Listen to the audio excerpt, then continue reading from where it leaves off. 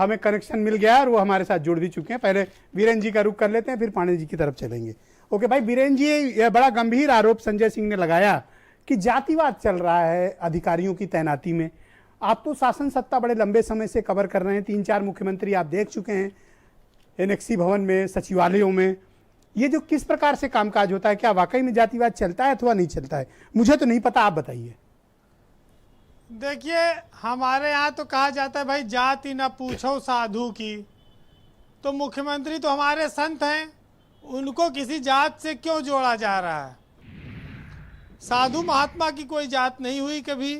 लेकिन चलिए, जब बात आई है तो ये बात ठीक है कि ठाकुर समाज के लोगों को सम्मान हो सकता है ज़्यादा मिल रहा हो, ज़्यादा जातियों के लोगों को पोस्टिंग मिली हो, डीएमएसपी हो।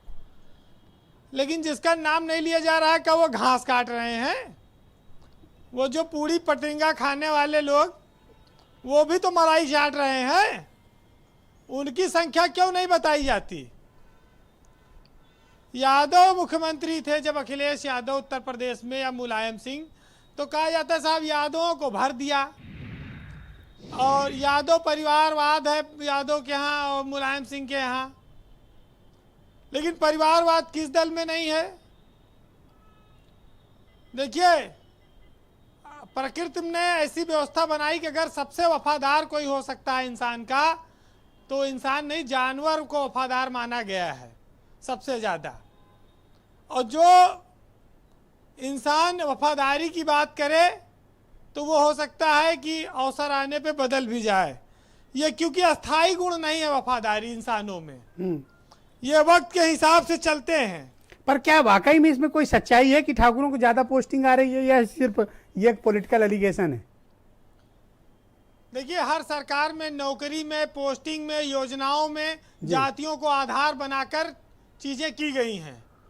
ये योगी की सरकार में ये बात झूठ है कि ठाकुर मलाई खा रहे हैं, बाकी सब जो है रूखी रोटी चबा रहे हैं।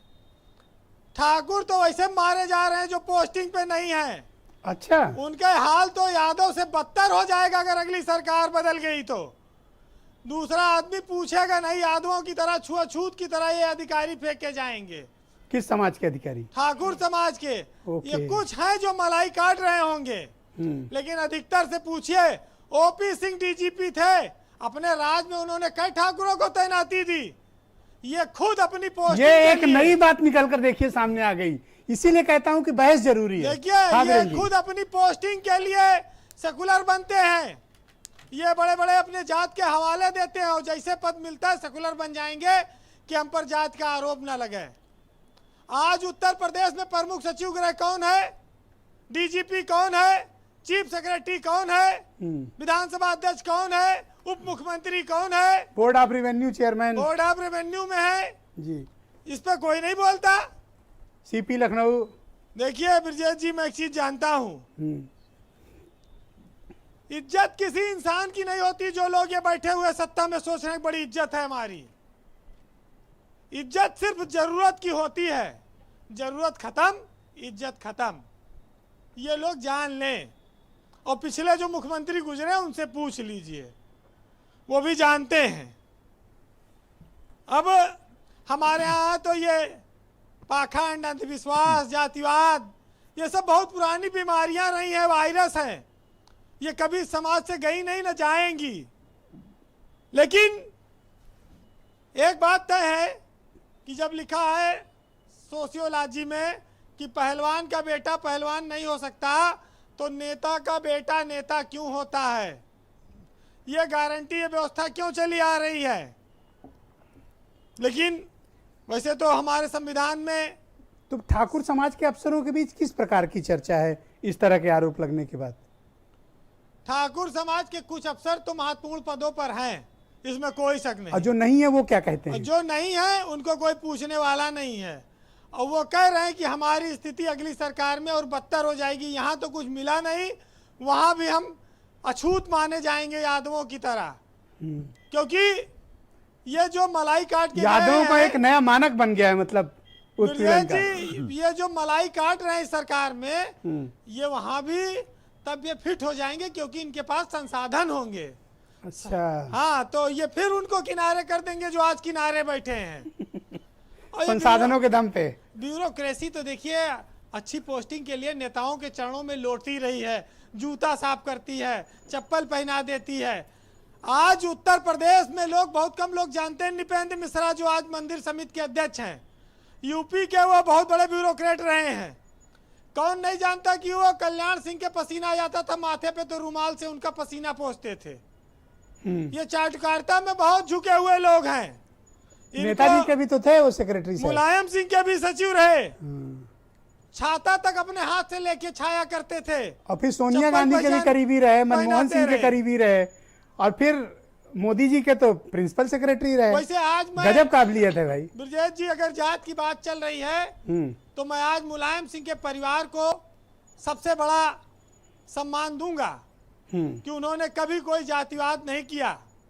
उनके घर की 3 बहुएं हैं, तीनों दूसरी जात से हैं। डिम्पल, अपर्णा और राजलक्ष्मी। राजलक्ष्मी आदित्य यादव की पत्नी है। सब ठाकुर परिवार से हैं। जातीय होने का आरोप लगाने वाले लोग कहते अपनी जात में शादी नहीं किया, अंतरजातीय विवाह हुए हैं, लेकिन सम्मान सबका है। अब ठाकुर डिम्पल यादव को यादव माना है कि अब ये यादव परिवार। चलो अच्छा है कि आपने मतलब आगे का रास्ता दिखा दिया ठाकुरों को। मौका तो मिलना चाहिए सबको। मतलब कोई घर तो है जहां बात हो सकती है। देखिए हमारे यहाँ, जिनको नहीं पता था उनको वीरेंद्र जी ने आज रास्ता दिखा दिया। नहीं, मैं इसलिए कह रहा हूं कि अगर लोग जात को देखकर शादी ब्याह करते हैं और राजनीतिक दलों पर परिवारवाद और जातिवाद का आरोप लगाते हैं, तो ये एक उदाहरण ये भी है जी कि मुलायम के परिवार की 3 बहुएं दूसरे जात से हैं, और ये उच्च कोर्ट का भी उदाहरण हो सकता है, और ये संयोग भी हो सकता है, इसमें कोई बुराई नहीं है। जी बीरेन जी। ब्रजेश जी, कुछ चीज़ें ऐसी होती हैं कि बदनामी ज़्यादा हो जाती है और हासिल कम होता है। तो योगी सरकार में वही हो रहा है कि ठाकुरों को मिला तो नहीं कुछ, लेकिन ये शोर पंडित जी इतना मचा दे रहे हैं कि जो कुछ मिलने वाला है वह बंद हो जाए और ये भूखों मरने की नौबत आ जाएगी। चलिए 4 लाइन कहूँगा, ये बदनामी, अभी मैं क्या तो बोलूं, ये बदनामी बड़ी दूर तक जाएगी। जी जी। गोपाल दास नीरज जी का एक शेर है, आज पढ़ूंगा, मजा लीजिएगा। कि इतने बदनाम हुए हैं हम तो इस जमाने में, और तुमको लग जाएंगी सदियां इसे भुलाने में। और ना तो पीने का सलीका न पिलाने का शऊर, अब तो ऐसे लोग चले आते हैं मैखाने में। और हम तो मस्त फकीर, हमारा कोई नहीं ठिकाना रे, जैसा अपना आना रे वैसा अपना जाना रे। बहुत बहुत शुक्रिया बीरेन जी, बहुत बहुत धन्यवाद। हरिशंकर पांडे उत्तर प्रदेश में प्रशासनिक सेवा में 38 साल इन्होंने नौकरी की है और पीसीएस संघ के तख्ता पलट करके अध्यक्ष बने थे।